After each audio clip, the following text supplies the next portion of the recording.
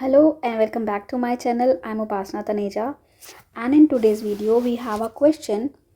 They're telling us that we need to find positive integers x and y such that we are given x square minus y square is equal to 21, right?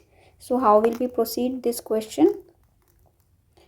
You know what? Whenever we are given one equation and we need to find two variables, we always follow this method. And what that method is, that the formula is x square minus y square, that is equal to x plus y, x minus y, right? This is a formula, algebraic identity. And when they say that x and y are positive integers, this implies that x plus y is greater than x minus y, right? So sum of two positive integers will always be greater than their difference.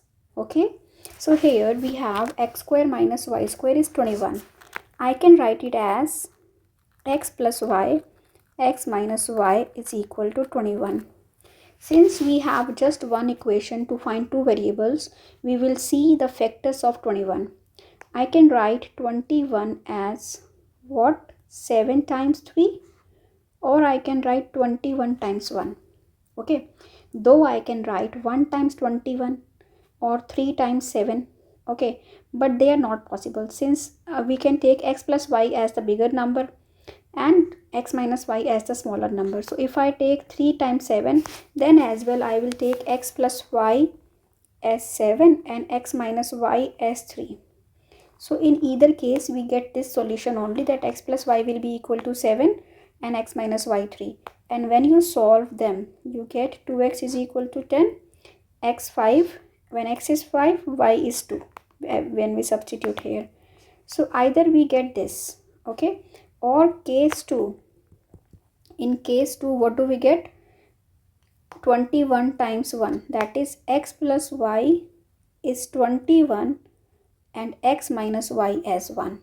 Okay, whenever we see we have just one equation, we always factor this thumb on the right hand side and then we substitute the values like this. Okay, so y and y cancel out, 2x is equal to 22, that means x is equal to 11. And when you put x11 here in first equation, you will get y as 10.